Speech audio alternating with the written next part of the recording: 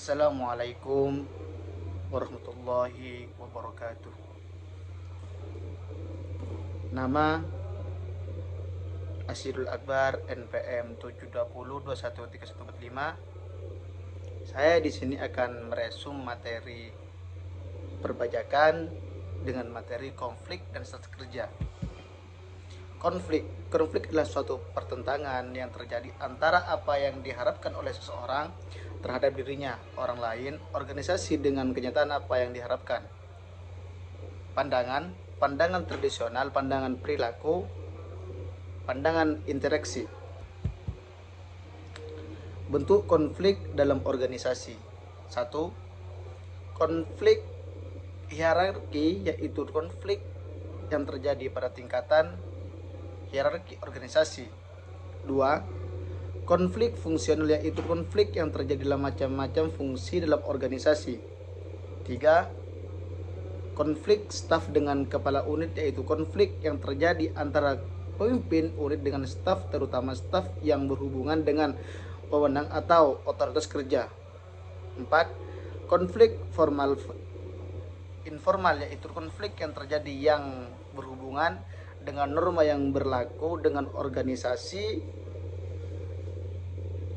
informal dengan organisasi formal. Penyebab terjadinya konflik kerja. 1. Koordinasi kerja yang dapat dilakukan. 2. Tergantungan dalam pelaksanaan tugas. 3. Tugas yang tidak jelas, tidak ada deskripsi jabatan. 4. Perbedaan dalam organisasi kerja. 5. Perbedaan dalam memahami tujuan organisasi. 6. Perbedaan persepsi. 7. Sistem kompetensi insentif reward. 8. Strategi pemotivasian yang tidak tepat. Cara mengatasi konflik kerja. Manajemen konflik dapat dilakukan dengan cara antara lain: pemecahan masalah, problem solving, tujuan tingkat tinggi, lipsordinal goal, perluasan sumber, expansion atau resource case, menghindari konflik, avoidance, mencirikan konflik, smoothing, kompromis, perintah dari wewenang, mengubah variabel manusia, mengubah variabel struktur, mengidentifikasi musuh bersama. Stres kerja.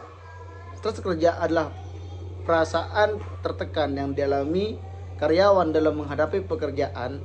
Penyebab stres kerja. 1. Beban kerja yang disarankan terlalu berat. 2. Waktu kerja mendesak, kualitas pengawasan kerja yang rendah. 4. Iklim kerja yang tidak sehat. 5. Otoritas kerja yang tidak memadai yang berhubungan dengan tanggung jawab. 6. Perbedaan nilai antar karyawan dengan pimpinan yang frustasi dalam kerja. Pendekatan stres kerja. Ada 4 pendekatan terhadap stres kerja. 1. Dukungan sosial, meditasi, biofeedback. 4. Program kesehatan pribadi. Cara mengatasi stres: pola sehat, pola harmonis, pola patologis.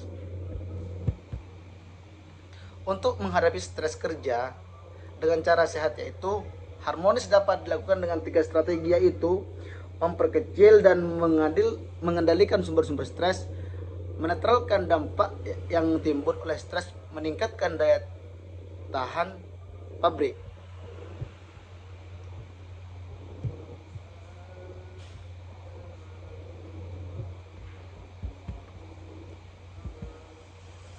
Bentuk konflik dalam organisasi. Konflik hierarki, saya jelaskan lagi, yaitu konflik yang terjadi pada tingkatan hierarki organisasi.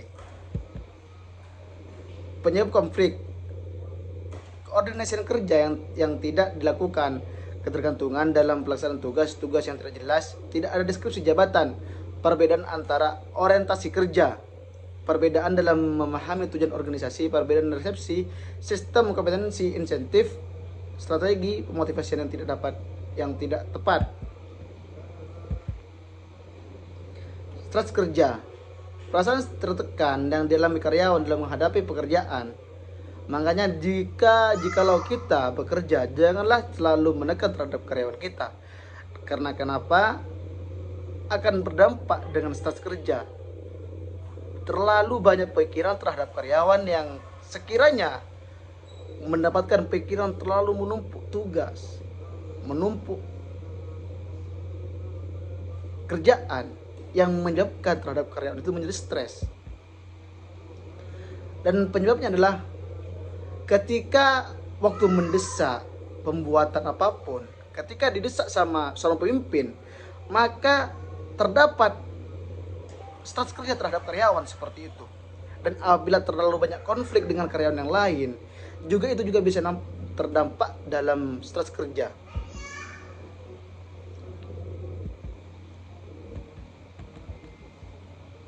Juga perbedaan nilai antar karyawan dengan pemimpin yang frustasi dalam kerja. Di sini juga sering ada perbedaan antara pemimpin dengan karyawan yang menimbulkan frustasi terhadap karyawan atau pemimpin. Karena kenapa? Ada pendapat, ada pelainan kata, ada pelainan usulan terhadap mereka. Karena dikarenakan ketidakkesinambungan, tidak berpartisipasi untuk bekerja sama, untuk saling mengalurkan inspiratif mereka seperti itu. Makanya di setiap perusahaan untuk karyawan janganlah memberikan kepada karyawan tersebut beban-beban yang terlalu banyak. Karena kenapa? Biar tidak terjadi lagi namanya stres terjadi dalam karyawan seperti itu.